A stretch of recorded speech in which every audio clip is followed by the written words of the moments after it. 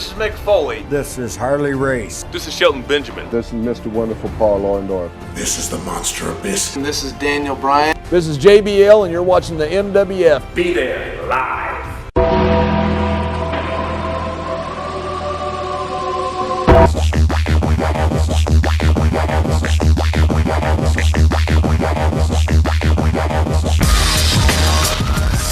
Wrestling fans from around the corner and around the world, welcome to another installment of Wrestling Insiders. I'm Dan Marotti here at MWF Studios, just north of Boston, in downtown Melrose, Massachusetts, 02176, the zip code of champions. Stay tuned after the news for some awesome money-saving deals where you can support indie wrestling. Let's check out WWE SummerSlam 2016 from the Barclays Center in Brooklyn, New York, August the 21st. Quickly rolling through the results during the SummerSlam kickoff show. The Usos, American Alpha, and the Hype Bros defeated the Ascension, the Vaudevillains, and Breezango. Story here was the Usos were marking their territory, so to speak, in the SmackDown Tag Team division after American Alpha had stolen their thunder since they debuted after the draft. Alpha went for their finish, but Jey Uso tagged himself in to get the pin. American Alpha and the Hype Bros were turned off to this and then some. I think an Usos American Alpha feud would be great for SmackDown Live, and a match between the two teams would be worth looking forward to at the Backlash brand-exclusive pay-per-view September the 11th. Sami, Zayn, and Neville defeated the Dudley Boys. Trouble continued for the veteran Dudleys as Bubba Ray clotheslined Devon, allowing Neville to hit the red arrow for the victory. It has been a roller coaster for the Dudleys since their return the night after SummerSlam last year, first feuding with New Day for the tag team titles, then forming a team ECW against the Wyatt family. Dudleys went into an enhancement role since they turned heel on the Usos back in January and have been pretty much used on main event and superstars until the past few weeks when they teased turning on each other. I think there could be money in Bubba Ray Dudley as a singles heel as he excelled transforming himself in TNA, but Devon has looked awful since their return. Very slow in a WWE-sized ring compared to TNA's. In the first of a best-of-7 series, Sheamus came away with an upset win of sorts over Cesaro. Sheamus used the old heel thumb-to-the-eye move to blind Cesaro, and he hit the big bro kick for the win. Sheamus has been dead in the water with fans since forever. Even his world title run late last year meant nothing as far as his interaction with the fans go. Sheamus needs something to get him hot. Cesaro has been getting closer and closer to a top-of-the-card slot with strong fan backing, but is yet to get over the hump. Will this best-of-7 series do for Sheamus and Cesaro what Booker T and Chris Benoit did for them in WCW? We're going to see in the coming weeks. SummerSlam opened hot and heavy as frenemies Chris Jericho and Kevin Owens defeated Enzo Amore and Big Cass on their home turf. As you can imagine, the crowd was white-hot for Enzo and Cass. Great finish as Kevin Owens started a pop-up powerbomb on Enzo, and Jericho finished it with a code breaker. Owens was over big time in Brooklyn as well. I like the Owens and Jericho dynamic on a roster that's so thin, and a tag team division that's even thinner. Would be great to see more of the two of them before they eventually turn on each other, which you know is inevitable. Charlotte defeated WWE Women's Champion Sasha Banks to win the title. Another great finish.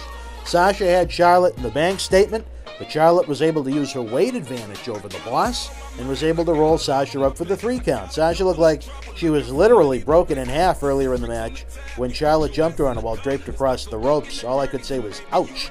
There's speculation Sasha is injured and may be out for a while. If that's the case, certainly send her our best wishes for a quick and speedy recovery. We were able to get a glimpse of her here in the Millennium Wrestling Federation years back. She's a fantastic lady. Intercontinental Champion The Miz defeated Apollo Crews in a quick match where the ring sort of beat Crews. He went to splash Miz in the corner, but the champ moved out of the way, having Crews crash head first into the corner ring post. Miz hit the skull-crushing finale for the pin.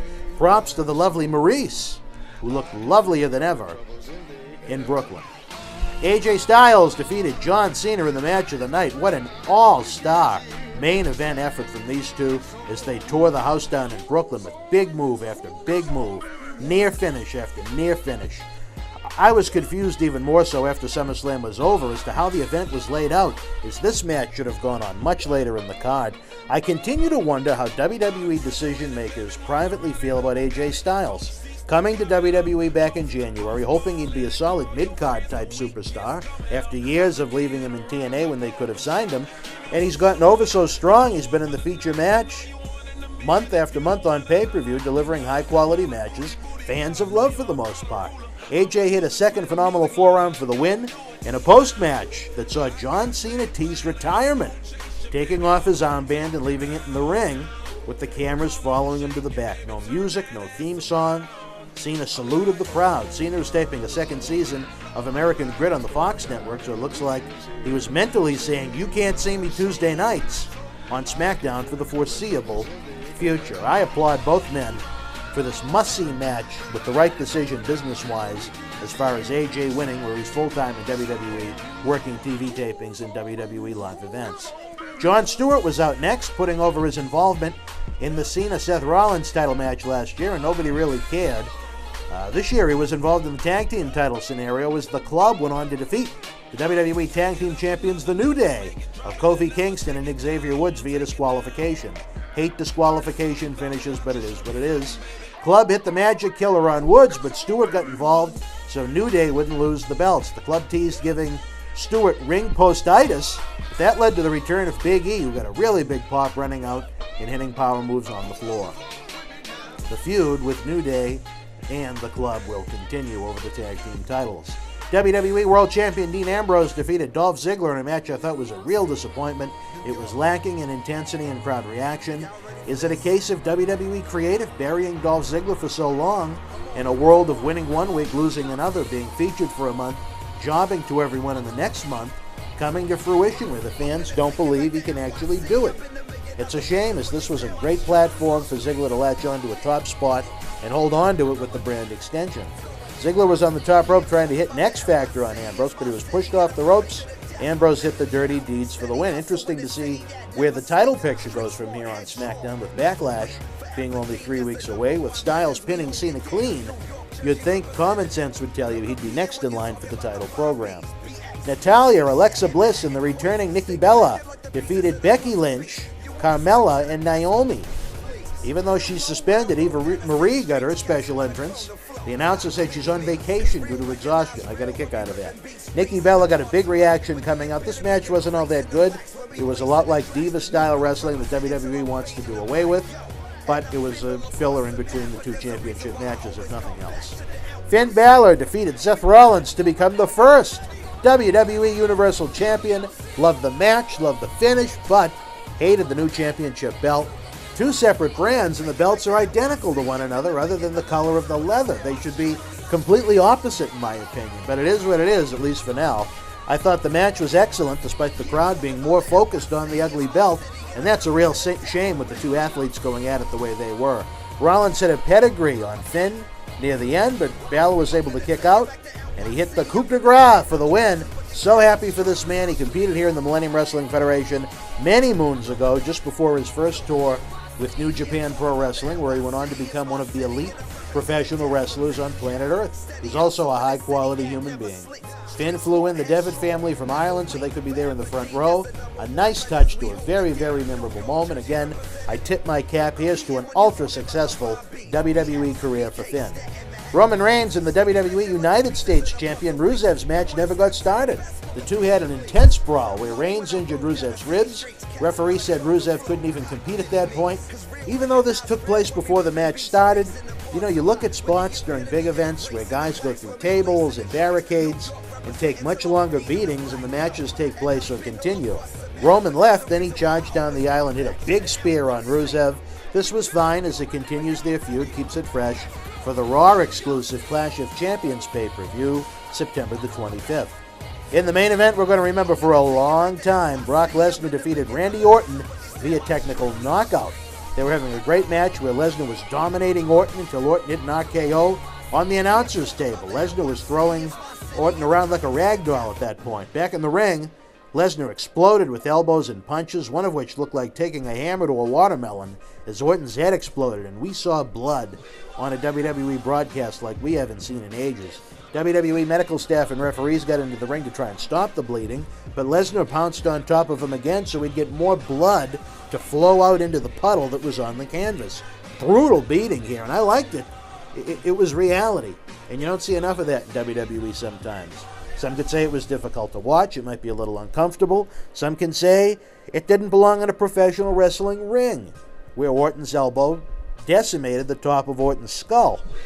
Everybody's entitled to their opinion. Again, brutal beating here. It'll lead to a really, really strong rematch between the two down the road. It would make for a great main event at Survivor Series, unless they decide to hold off until WrestleMania, depending upon how often Lesnar is going to be around between now and the spring.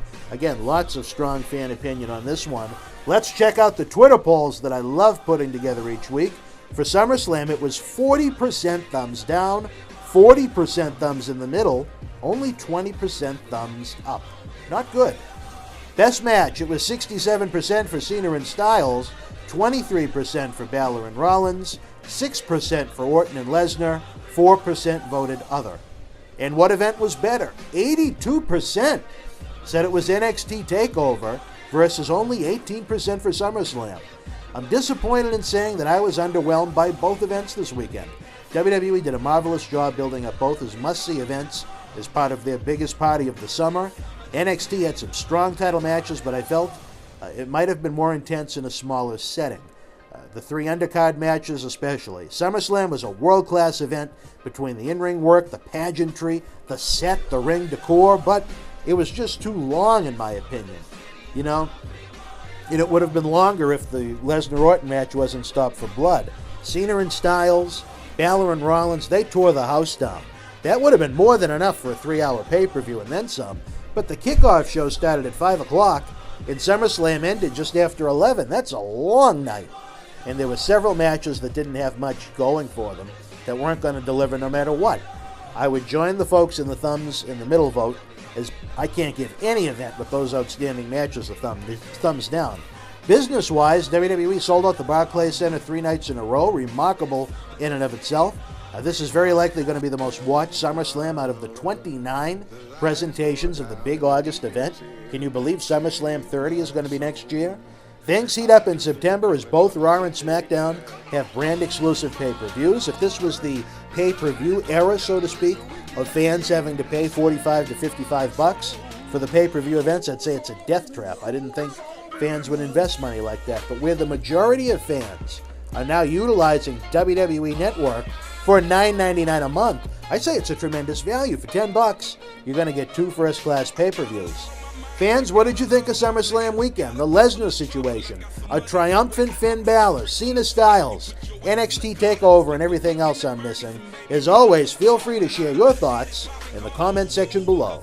It's a hot summer on WWE Network with WWE NXT and the Cruiserweight Classic lighting up Wednesdays, along with SummerSlam and not 1 but 2 pay-per-views, with Backlash and Clash of Champions in September. Not currently subscribed to WWE Network? Come on now. Use our link below and get 1 month absolutely free. Get the pay-per-views live, the awesome weekly shows, and over 6,000 hours of on-demand content for free.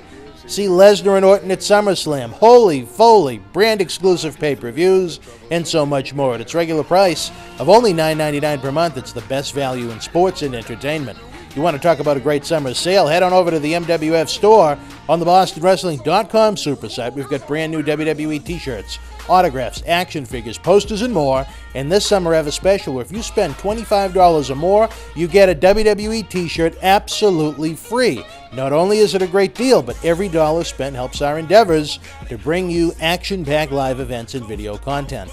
Enjoy 1,200 free videos on our YouTube channel as we count down to our 15th anniversary. We're releasing a new video each day at 12 o'clock, flashing back to highlights and even a few lowlights on the adventure that is the Millennium Wrestling Federation. Subscribe to our channel using the link below or use youtube.com/BostonWrestlingCom. We also have regular news videos, TV episode recaps, results, interviews, and so much more. Help us bring you even more great video content by donating an amount of any size to paypal.me/Boston Wrestling. Again, every dollar donated helps us bring you more great live events and video content. That wasn't enough. We have a new video on demand section on YouTube where you can either rent or own some of our classic state-of-the-art studio shoot interviews. In honor of the 10-year anniversary since the original No Holds Barred Iron Sheik studio shoot interview went viral and on the Howard Stern Show, we've remastered it and made it available for fans around the world to enjoy for as little as $5.99. We also have an awesome WrestleMania 1 roundtable studio shoot with The Sheik, Mr. Wonderful Paul Orndorff, and Cowboy Bob Orton, where all three WWE Hall of Famers look back at the WWF boom of the 1980s. John Cena Sr. joins me as co-host for in-depth studio shoots with both Paul Bearer and the first and only shoot ever done with the Boogeyman. Paul Dempsey joins us and pulls back the curtain on WWE NXT. Again, not only can you rent or own these awesome interviews, but every dollar goes right back into our efforts to bring you live event and video content. Another easy way to help our efforts is to use the links below or on the front page of the BostonWrestling.com super site to do your shopping on WWEshop.com, Amazon.com, or Walmart.com. If you make a purchase on any of those websites, wrestling-related stuff or not, we get a tiny kickback, and best of all, your cost doesn't increase 1 cent. Hey, Christmas is going to be here before you know it. Please keep us in mind, as again, every purchase made helps support indie wrestling. Last but not least, have a free ride on me with our friends at Uber. That's right, if you've never used Uber before, get a free ride up to $20 on the house to try out their great service. Forget about overpriced taxi cabs. Uber service is great. The cars are clean. The drivers are some interesting folks. Use the link below and see for yourself. I tried Uber for the first time last October in New York City for the WWE Madison Square Garden event, and I've used it regularly ever since. You won't regret it.